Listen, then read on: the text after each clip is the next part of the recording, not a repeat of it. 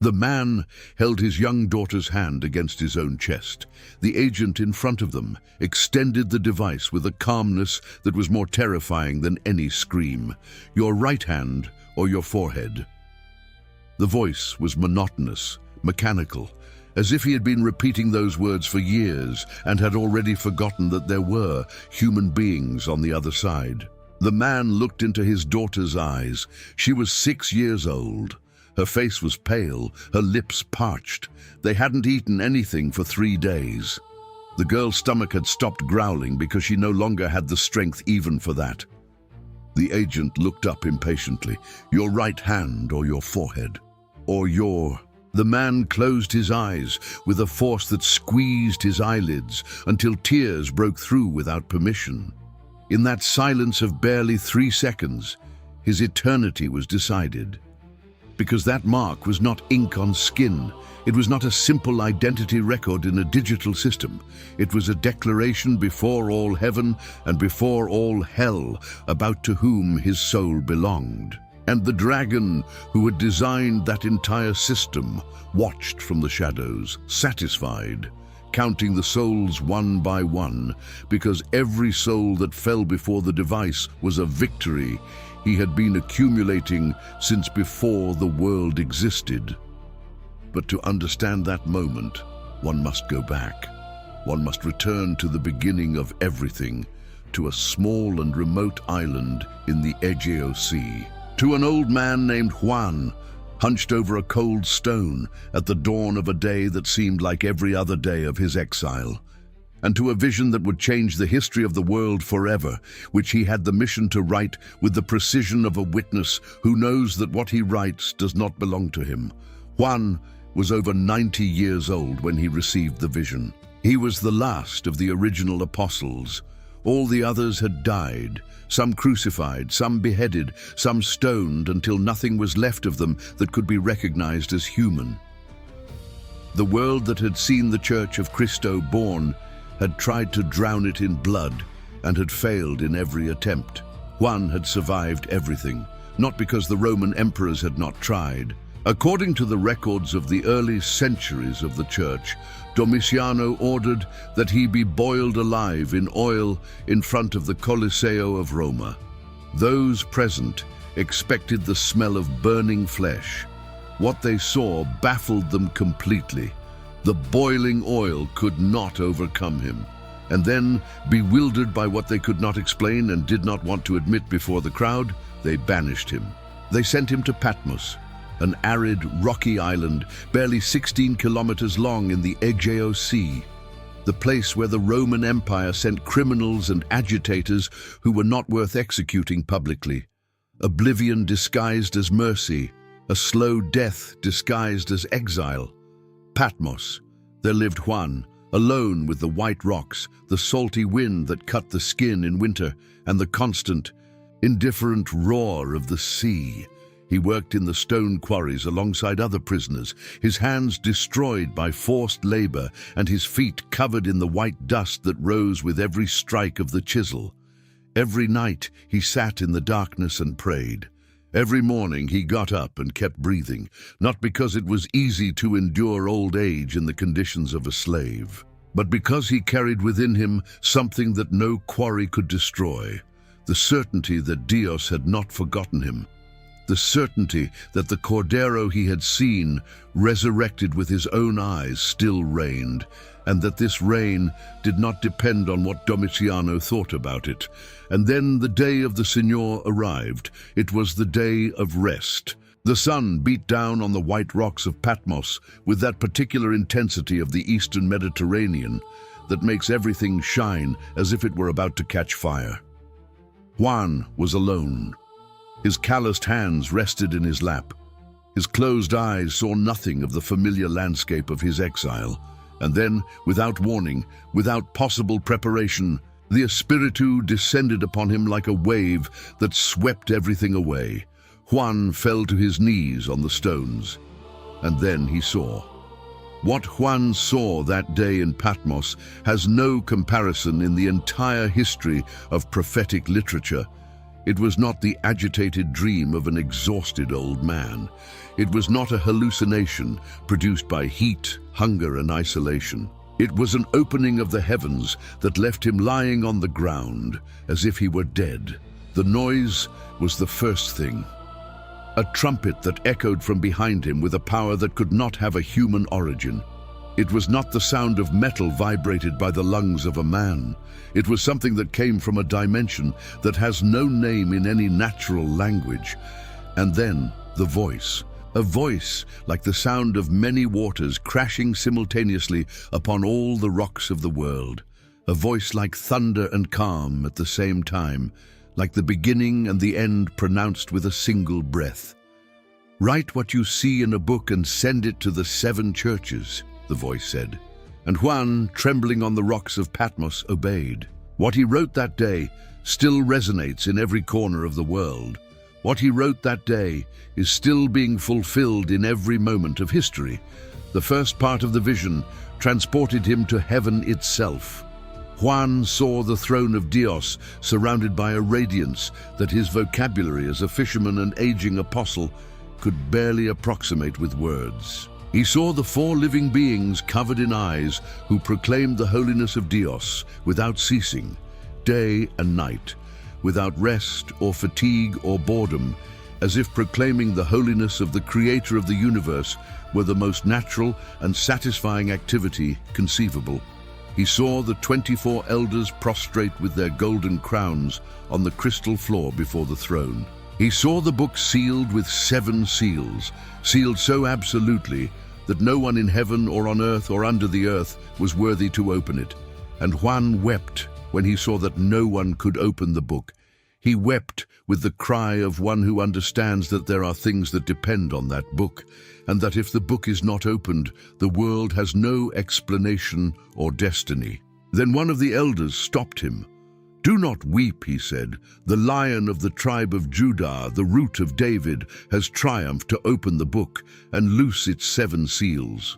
Juan raised his eyes, and he saw, in the midst of the throne and the 4 living beings and the elders, a Cordero standing as if slain, with the marks of the slaughter still visible on his body. Alive, absolutely alive. With 7 eyes, which are the 7 Espíritus of Dios sent throughout all the earth. The Cordero approached and took the book from the hand of the one sitting on the throne. And at that moment, the entire heaven erupted in worship that shook the cosmos from its foundations. "You are worthy to take the book and to open its seals, for you were slain, and with your blood you have redeemed us for Dios, from every tribe and tongue and people and nation." And Juan observed all that overflowing glory from the stone floor of an island of exile, his hands full of calluses and his heart so full of wonder that he could barely keep writing. But the vision was only beginning. When the Cordero opened the 7th seal, silence fell over heaven for about half an hour. Juan described it that way because there was no other way to describe something that had never existed in human experience. Silence in heaven, total silence, absolute silence, as if the entire creation held its breath before what was to come, as if the angels who are always in motion stopped simultaneously, as if the 4 living beings who never rest kept silent for the first and last time. Half an hour of pause before the end. And then the trumpets came, and with the trumpets came the first judgments, fire mixed with blood thrown upon the earth.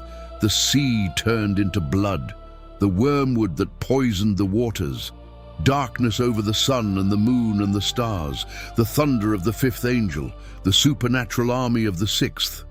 And then the vision changed scenes once more. One was standing on the sand of the sea. The sea before him was black and furious. The waves hit the shore with a violence that did not seem produced by the wind. It seemed that something from inside the ocean was pushing the water outward with urgency. And then Juan saw something emerge from the depths with the terrible slowness of the inevitable. Something rising from the dark waters with a calmness that was more threatening than any speed. 7 heads crowned with diadems upon which shone names of blasphemy engraved like royal titles. 10 horns that ripped the air as the creature finished emerging. A colossal body that combined the speed of the leopard, the crushing strength of the bear, and the open jaws of the lion. It was the beast that rose from the sea, the first beast.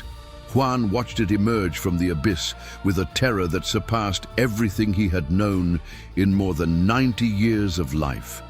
And then Juan saw the dragon, the ancient serpent, Satanas himself, who approached the beast with the solemnity of one handing over what he had been keeping for centuries. The dragon gave his power to the beast, his throne, his total authority over the earth, as if the devil had been accumulating that power throughout all human history for this precise moment, for this transaction, for this system of dominance that was going to cover everything. But then something happened that Juan did not expect. One of the beast's heads had a wound that seemed mortal, a sword wound that should have destroyed any living creature. The head hung as if it had been torn off and then repositioned. The mark of the blow was visible, brutal, impossible to ignore. And as Juan watched with bated breath, the wound began to close. Before the eyes of the prophet of Patmos, the mortal wound was healed. The beast that should have been dead was completely alive. The world was paralyzed. The entire earth looked at the wounded beast that lived and marveled. And that wonder turned into worship with a speed that revealed how much the human heart had been waiting for such a sign. Because human beings worship what they cannot destroy. They worship what they cannot explain. They worship the power that survives what should have eliminated it. Because in that power, they feel a promise of permanence that their own fragility cannot give them. And humanity, in Juan's vision, fell to its knees before the beast and before the dragon that had given it that power, and pronounced the words the beast needed to hear, like someone needing water from a fouled spring. Who is like the beast? Who can fight against it? No one, they said. No one in all the earth, and the beast knew it. The authority the dragon handed over had a precise duration that Juan received as a number, 42 months. It was not an approximate symbolic period. It was an exact countdown engraved in the records of heaven. 42 months of earthly dominance, 3.5 years, 1,260 days in which the beast would have authority over every tribe, every people, every tongue, and every nation.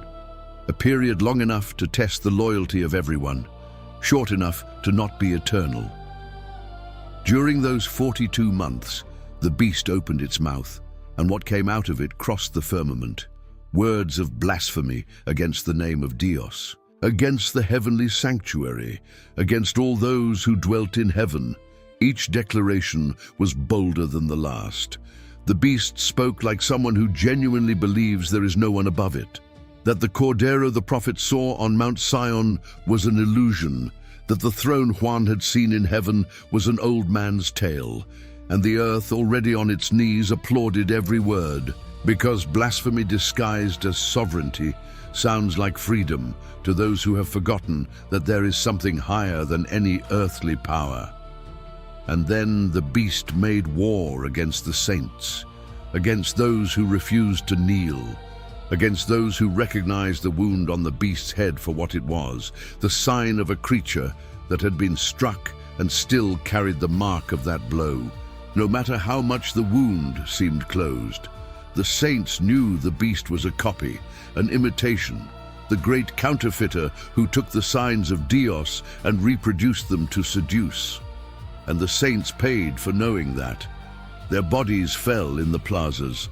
Their homes were confiscated by the system. Their names were erased from the commercial records of the civilization of that time. It conquered them in terms of earthly power with an efficiency that made those watching from the outside feel that the Cordero had been defeated. But it was not so. Here was the truth the beast could never understand. There is a victory that is not measured in bodies. There is a victory that does not appear in the system's records, because the system has no categories for it. Those who had the name of the Cordero written in their hearts since before the foundation of the world resisted. Not with armies, not with sophisticated political strategies.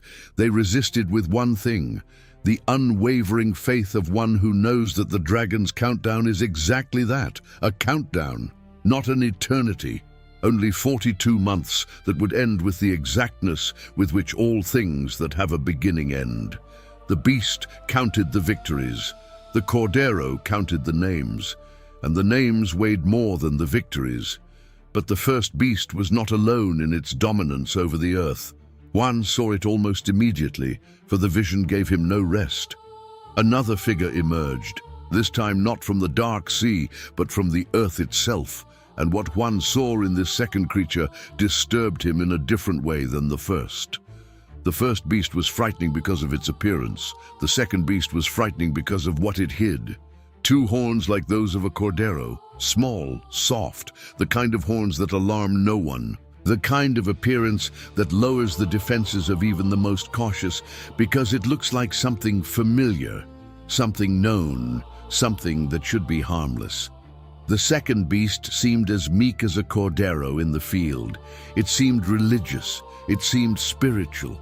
It seemed like the kind of presence that could stand in a sanctuary and utter words that sounded like truth. But it spoke like a dragon. Every word that left its lips carried the DNA of deception, for the second beast exercised all the authority of the first beast in its presence and before it. It was the false prophet, the great spokesperson of the system, the high priest of the new religion that had at its center not a creator Dios, but a beast that had received the throne of the dragon. And this false prophet had a gift the system desperately needed to function, the ability to perform signs. Extraordinary signs, signs that left those who witnessed them speechless. The greatest of the wonders Juan described was this: the false prophet made fire descend from heaven to earth in front of men. Fire from heaven. The most powerful sign in the entire religious memory of humanity. The sign of Elias on Mount Carmelo, when the true fire of Dios consumed the water-soaked sacrifice and proved before all Israel that the Señor was Dios and Baal was nothing. That sacred sign was imitated with a precision so convincing that the world witnessing it could not distinguish the forgery from the original. It did not want to distinguish it. The world saw the fire and applauded without asking where it came from. And with that applause as a platform of credibility, the false prophet gave the next order: make an image of the first beast. Build a visible, permanent, majestic representation of the power that has the healed wound. Raise it in every plaza, in every decision center, in every point where human beings gather to do business and receive instructions on how to live. An image so that everyone can see with their own eyes whom they should worship. Not in an abstract way, not as a philosophical concept, but in a concrete and verifiable way. The image was built, and then something happened that surpassed all previous idolatry in human history. It was granted to the false prophet to breathe life into the image, to make the image speak with its own voice, so that the statue of the beast could articulate orders, proclaim decrees, identify those who did not worship it, and mark them for elimination.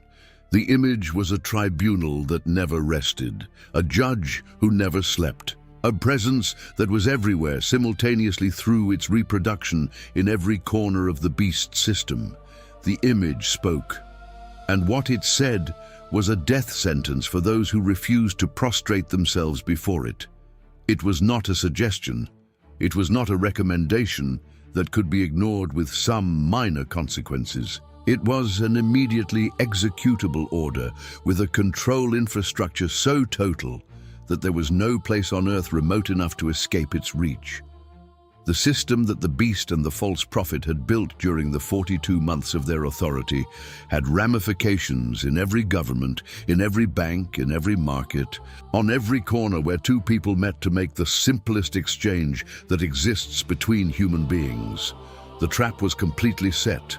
The stage was prepared for the most important decision ever asked of humanity. And then came the mark. The mark came to everyone, not to some selected groups, not just to the poorest or the richest, not to the citizens of a single continent or a single culture. Juan's vision was explicit, with a precision that should have made any misunderstanding impossible. To all, small and great, rich and poor, free and slave.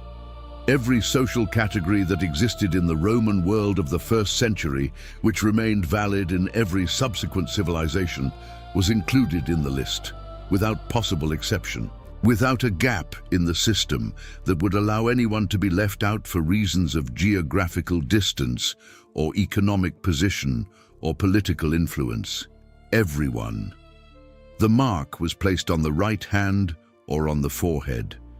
2 unique places on the human body. The right hand, the symbol of work and commerce, the instrument with which contracts are signed and agreements are sealed between people who trust each other.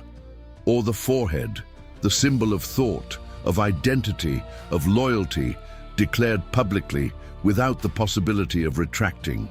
The system's design was elegant in its brutality. You didn't need to carry any additional document.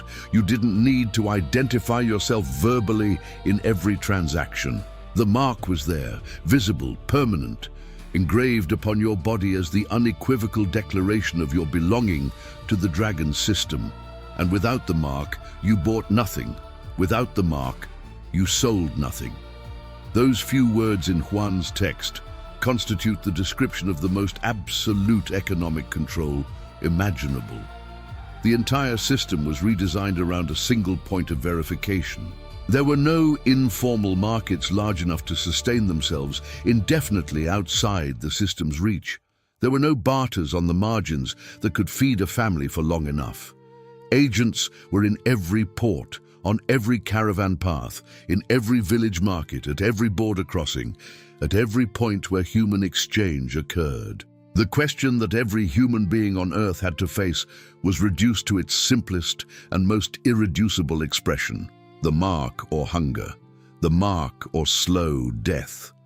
And slow death was not a metaphor. It was the body of a carpenter who had gone 3 days without eating because he could buy neither flour nor oil without the mark. It was the mouth of a 6-year-old girl who no longer had saliva to moisten her parched lips. It was the moment when a father's love for his daughter collided head-on with his loyalty to the Cordero, and the collision was so brutal that there were no words to describe it, only the 3 seconds of silence before the decision. It was in this context that Juan received the number. 666, the number of the beast, the number of a man, 3 times 6. In the numerology that permeated both Hebrew and Greco-Roman thought of the 1st century, 7 was the number of divine perfection and completeness. 6 was the number of what falls eternally short of that perfection, the number of human effort that fails, of ambition that reaches toward the divine and falls before touching it. And 666 was that failure multiplied to its most absolute expression, imperfection raised to its maximum power, the attempt to be Dios that reveals in each of its 3 sixes that it never was and never will be Dios. Here is wisdom, Juan wrote, and wisdom was exactly that. Seeing the number and understanding that it was the definitive sign of what the beast really was. A created being that had received borrowed power, a temporary system that carried engraved in its own name the evidence of its expiration. The number was not a mystery to frighten. It was an invitation to calculate, to think, to remember that in heaven there was a Cordero with 7 horns and 7 eyes, that 7 belonged to the Cordero, and that 6 could never reach 7, no matter how many agents the system had or how many cups of wrath the dragon accumulated. But while the faithful calculated and understood, the world received the mark. The line moved forward. Kilometer after kilometer of human beings extending their hands or bowing their foreheads. elderly people who had lived their whole lives without ever having made a decision of this magnitude, and who now, in the final stage of their lives, had to choose which side they wanted to end up on. Young people who had not known a world without the beast's system and who considered the mark as natural, as having been born in a certain city or speaking a certain language.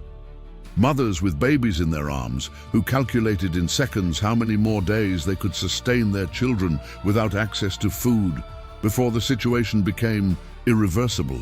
Merchants who had built their businesses over decades and saw all that construction crumble before the possibility of refusing the mark. And then there were the others, the ones who said no. The stories of those who rejected the mark began to accumulate like scars upon the collective body of history from those 42 months. Every story was different in its details. Every story was identical at its core. A carpenter from a nameless city received the agents at the door of his workshop and listened to them with a tranquility that they found unsettling. He told them he could not receive the mark. He explained briefly, with the kind of simplicity that comes from having thought deeply about something for a long time, that there was a name on his forehead that could not be seen but was more real than any engraving they could do to him. The agents wrote down his name and went on their way. They returned a week later. The carpenter had closed his workshop.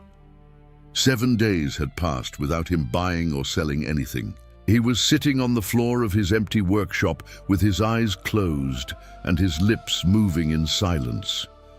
When the agents entered, he opened his eyes and looked at them without fear, not pretending he wasn't afraid, but with something that went beyond fear and courage, something for which there is no single word in any language, which is the peace born of knowing to whom you belong when everything that is not essential has been removed.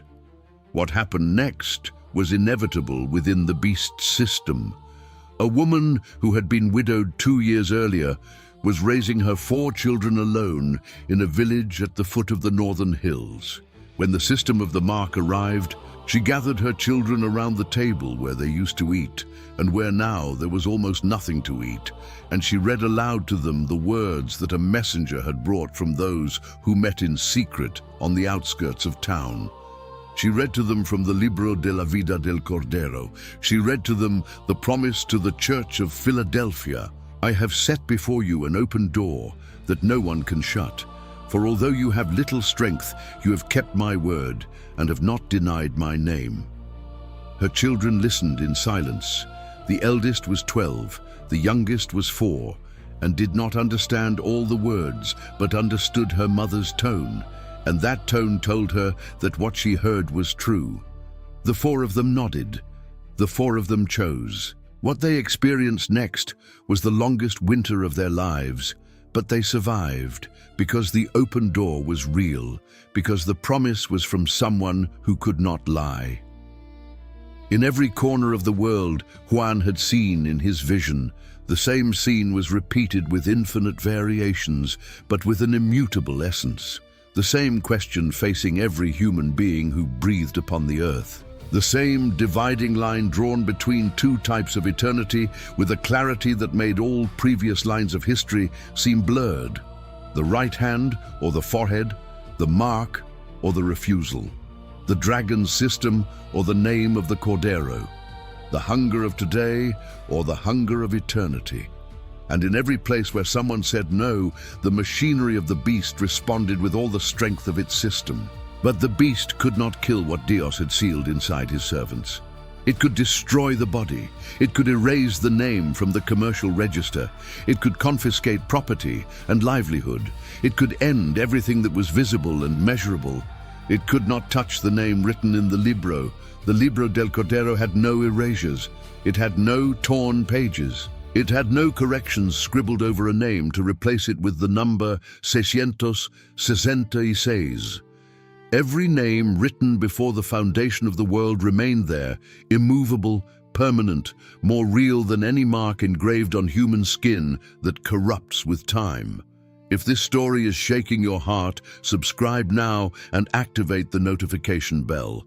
On this channel, every narrative is a journey through the deepest pages of the Escrituras, and what comes next in the story of the Mark of the Beast will leave you speechless. Heaven responds, the shield of Dios triumph, and the 7 bowls of divine wrath are poured out upon everyone who chose the number of the dragon. Juan's vision was not just darkness. It couldn't be, because Dios would not have given Juan a vision that was only defeat. And in the midst of the most absolute chaos, in the midst of persecution and the mark and the relentless machinery of the false prophet, Juan saw something that made him stop, that made him release the breath he had been holding since he saw the first beast emerge from the Black Sea. The Cordero was standing on Mount Sion. In his posture, there was something that was the polar opposite of everything Juan had seen during the 42 months of the beast's dominance. The beast moved, it agitated, it persecuted. The Cordero stood, firm, still, with the calmness of one who has already won a battle that the world still believes is ongoing. And with him, 144,000 who had the name of the Cordero and the name of his Padre written on their foreheads, not the mark of the beast, not the number of the dragon, the name of the Cordero, the name of the Padre. Engraved in the same place where the system had tried to put its own seal. These were the sealed, those whom Juan had seen in Apocalypse 7, when the angel who came from the east with the seal of the Dios Vivo had stopped the 4 angels who were ready to harm the earth and the sea. Do not harm the earth, nor the sea, nor the trees, until we have sealed the servants of our Dios on their foreheads. 12,000 from each tribe of Israel, 12 times 12,000. The precise number of those who had been marked by Dios before the judgments began. The number that carried within itself all the symbolism of the chosen people multiplied by the completeness of the divine purpose. And now they were on Mount Sion, all of them, standing. Juan heard from heaven a sound like that of many waters and like that of a great thunder. And the sound he heard was the sound of the 144,000 singing a new song before the throne and before the 4 living beings and the elders, a song that no one else could learn, not because no one else was welcome in heaven, but because that specific song was the expression of a specific experience, that of having lived on earth during the time of the beast, of having been hungry, of having been persecuted, of having seen those you loved fall, and of having remained standing with the right name on your forehead when the entire system of the dragon did the impossible to bend you. That song could not be learned in any classroom. It was only learned in tribulation, and those who sang it were the very ones the beast had tried to erase from history. Those whom the forces of the system had persecuted and hunted and marked as threats to the established order of the new world of the mark. They were standing, triumphant, singing before the Cordero with voices that the system could never silence definitively, because there was something in them that was not of human origin and therefore could not be extinguished by human means. These are those who follow the Cordero wherever he goes. These were redeemed from among men as first fruits for Dios and for the Cordero. In their mouths no lie was found. They are without blemish before the throne of Dios.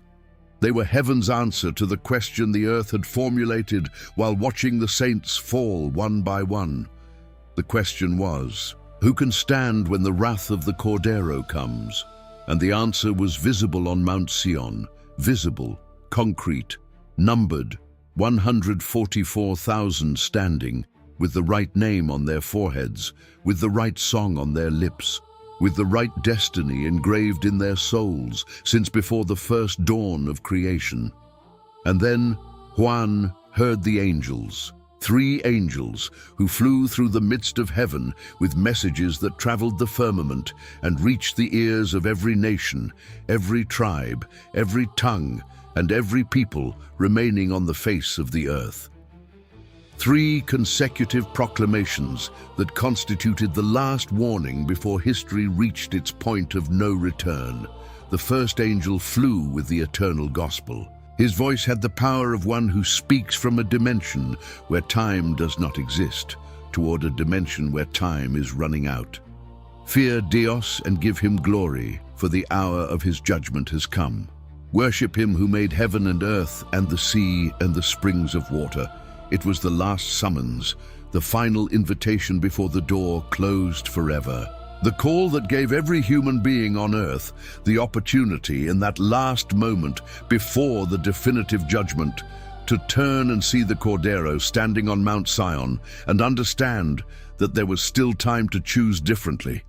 The second angel followed the first without pause. Fallen, fallen is great Babylonia. The announcement came in the past tense, even though the total fall had not yet visibly occurred.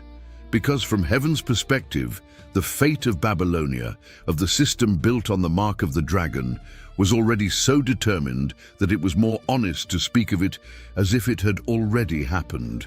Great Babylonia, the mother of all harlots and abominations of the earth, she who had made all nations drink the wine of the wrath of her fornication, had an expiration date engraved in the heavenly records since before she laid the first stone of her foundation. She fell, even though she was still standing when the second angel proclaimed her fall. And then the third angel, the third followed them with a voice that Juan described as of great strength. And what he proclaimed was the most solemn warning of the entire book. If anyone worships the beast and its image and receives the mark on his forehead or on his hand, he also will drink of the wine of the wrath of Dios, which has been prepared full strength in the cup of his indignation. He will be tormented with fire and sulfur in the presence of the holy angels and in the presence of the Cordero. And the smoke of their torment ascends forever and ever. There is no rest day or night for those who worship the beast and its image, nor for anyone who receives the mark of its name. The silence that followed that proclamation was different from the silence of the opening of the seventh seal. The silence of the opening of the seventh seal was the pause before judgment. This silence was the weight of a warning that heaven had pronounced with all its authority and that now awaited the response of the earth. Not with anxiety.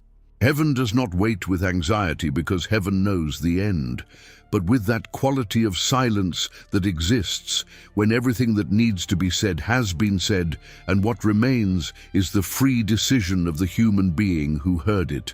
The earth heard the warning of the third angel, and the earth continued extending the right hand or bowing the forehead. It was in this context of final warning and choice that became increasingly irreversible, where Juan heard the phrase that pierced his heart like a sword of comfort from within all the tragedy he was witnessing.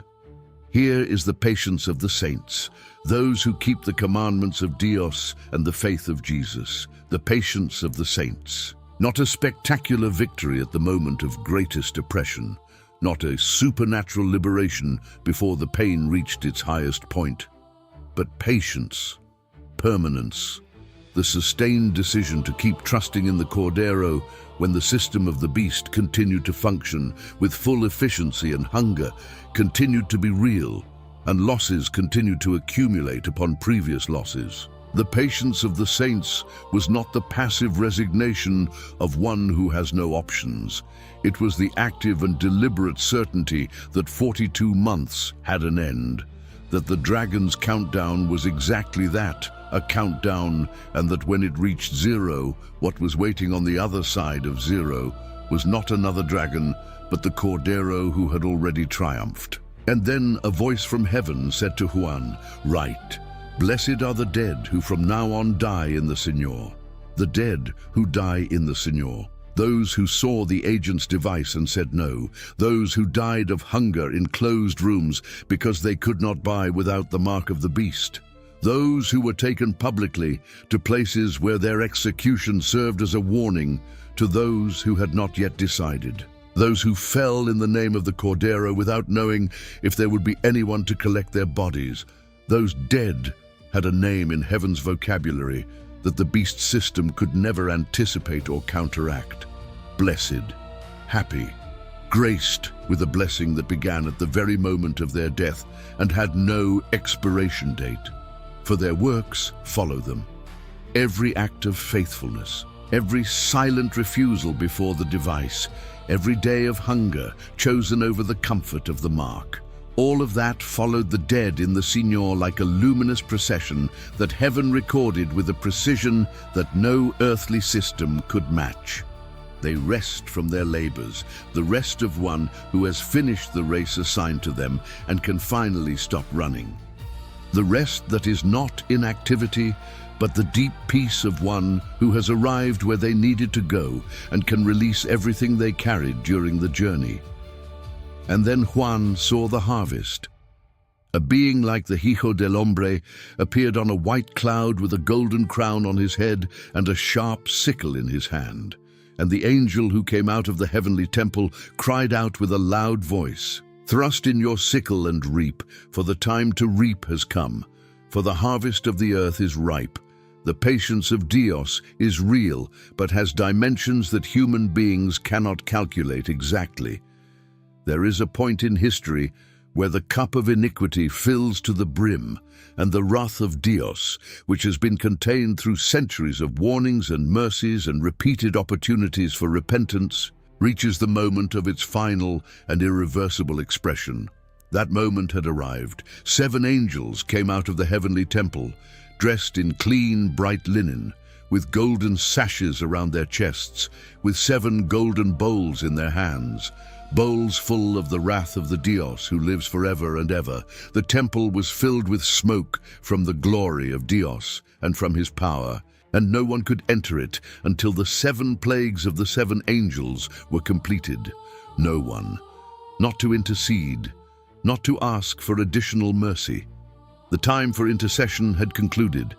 The time for warnings had concluded.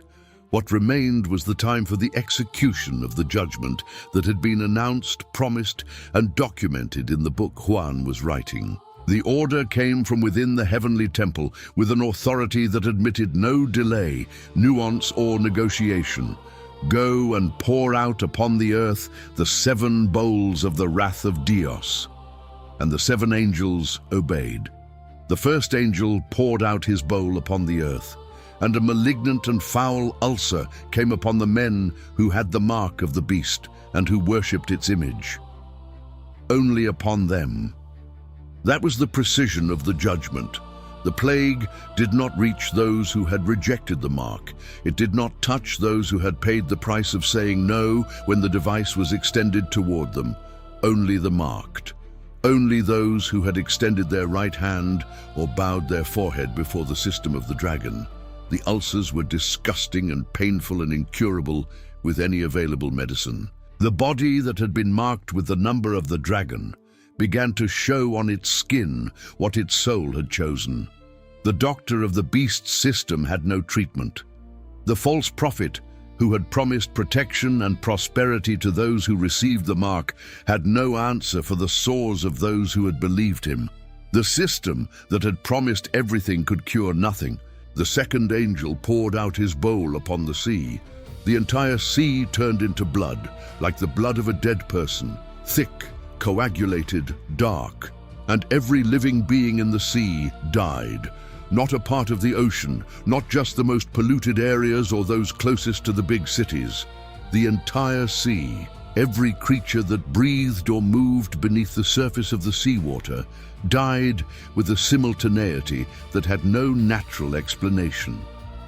The smell that rose from the world's oceans was so absolute that it was perceived hundreds of kilometers from any coast. And those who worshipped the beast looked at the Dead Sea and sought the false prophet, so that he might offer them a sign to counteract what they saw. But the false prophet could only perform signs that imitated Dios. He could not perform signs that reversed the judgments of Dios. There was no possible sign for the Dead Sea. The third angel poured out his bowl upon the rivers and the springs of water, and they turned into blood. The angel of the waters proclaimed from his position the perfect justice of that judgment, a justice that was not arbitrary cruelty, but an inevitable and symmetrical consequence.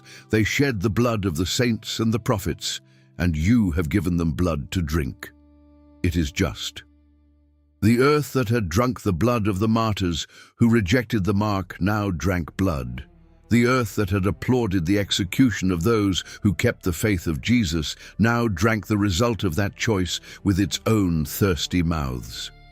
The fourth angel poured out his bowl upon the sun, which was given to scorch men with fire.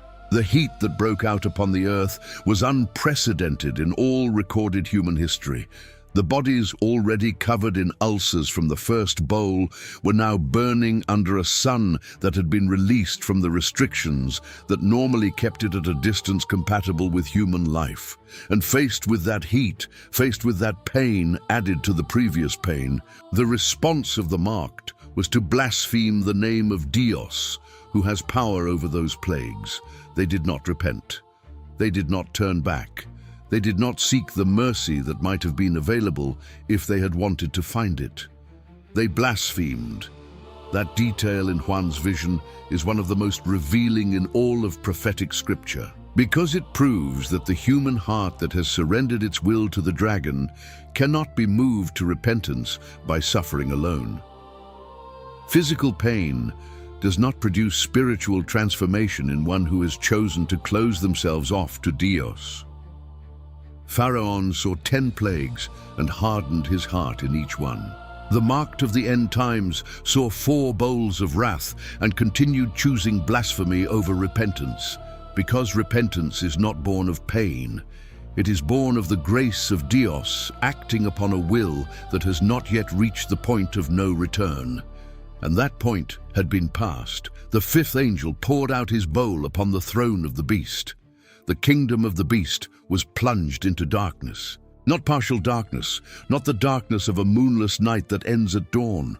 Darkness upon the very throne of the system, upon the center of power that had seemed invincible for 42 months. The throne that had received the worship of kings and merchants and armies was covered by a darkness that was both physical and spiritual, and which revealed, in the most dramatic way possible, that the beast had never been the source of the light it promised. It was only a creature that had borrowed light from the dragon who had given it its throne. And now the dragon himself was losing, and in that loss, the entire kingdom was left in darkness. Men gnawed their tongues in pain. They writhed over the ulcers of the first bowl and the burns of the fourth bowl, and now the despair of total darkness over the system to which they had given everything they were. And at that moment, in the moment of greatest loss and greatest pain, they continued blaspheming against the Dios of heaven. They did not repent of their deeds. The sixth angel poured out his bowl upon the great river Euphrates. The waters of the most important river of the ancient world dried up to prepare the way for the kings of the east. And from the mouth of the dragon, and from the mouth of the beast, and from the mouth of the false prophet, came 3 unclean spirits like frogs. They were spirits of demons performing signs, traveling to the kings of the whole earth to gather them for the battle of the great day of Dios Todopoderoso.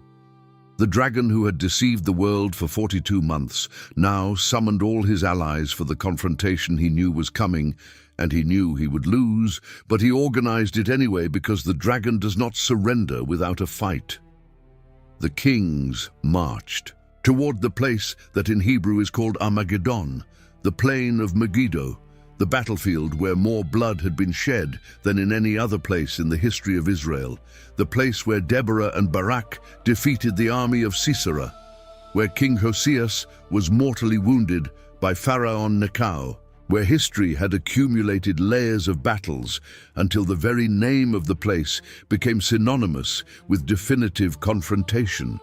And now the kings of the whole earth marched there with all the armies the beast's system could gather for the final battle that had already been decided in heaven before the first soldier took the first step. In the midst of the preparations for Armageddon, the voice of the Signor himself interrupted the narrative with a warning that sounded like a parenthesis of grace in the midst of the catastrophe. "Behold, I am coming like a thief.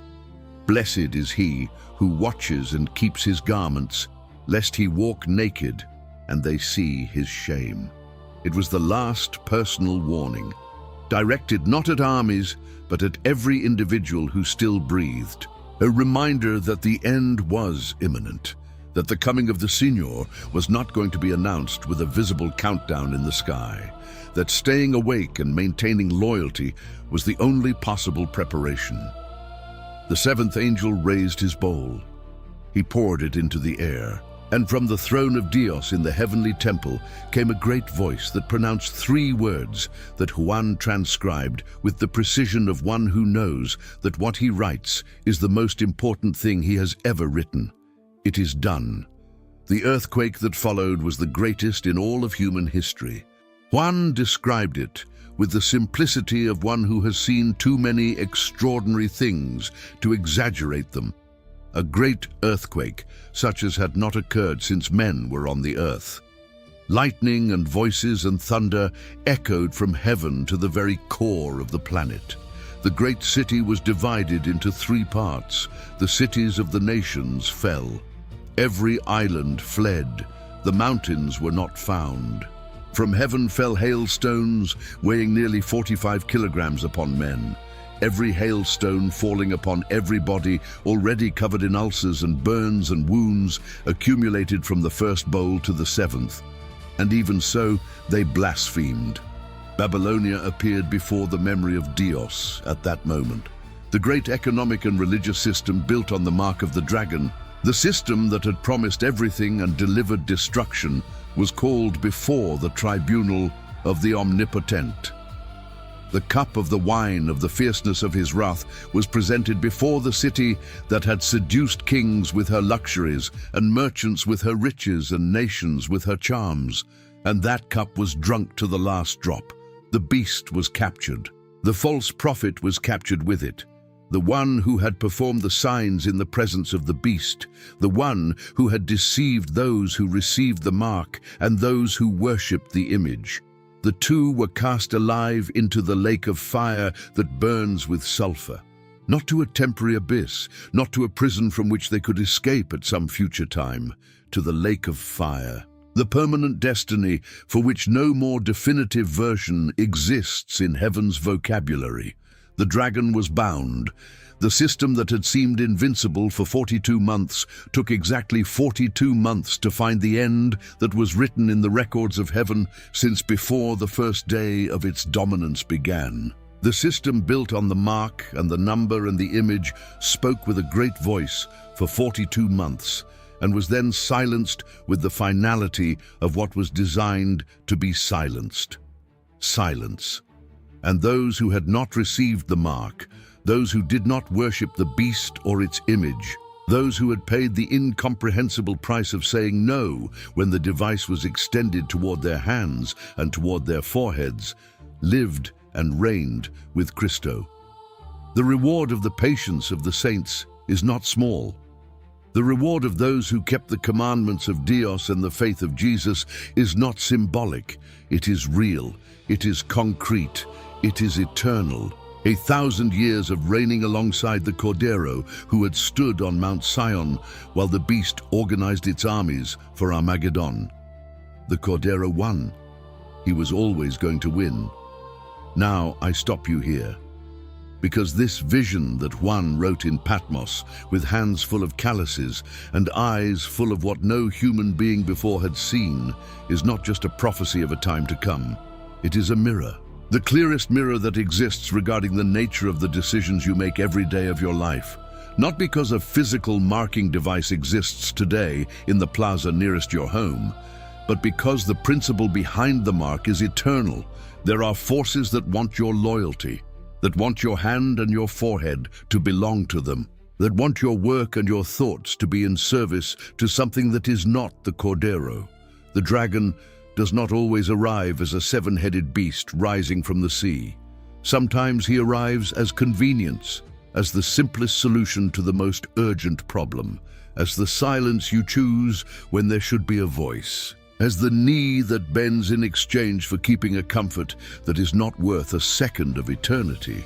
But there is a name that is still available to you, a name that was written before you existed, before the world existed, a name that the Cordero slain carries engraved on his own resurrected body as permanent evidence of what was paid, so that name could be yours at no additional cost to you. The name of the Cordero on your forehead is not a mark of control. It is a mark of liberation.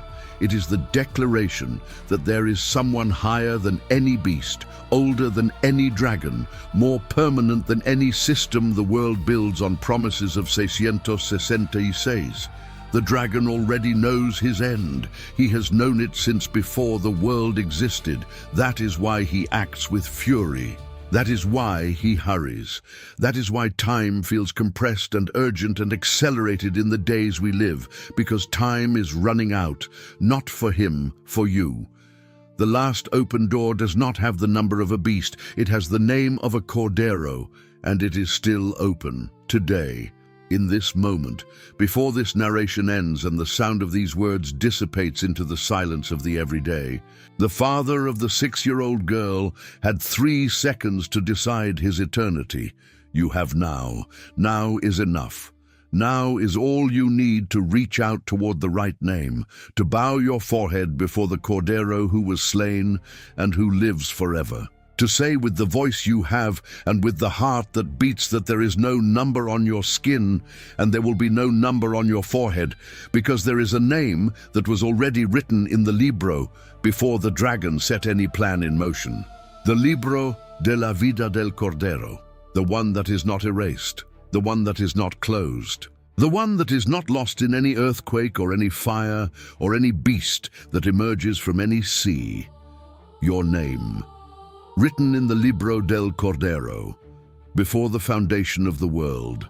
Choose the Cordero. If this story touched your heart, write in the comments, I choose the Cordero.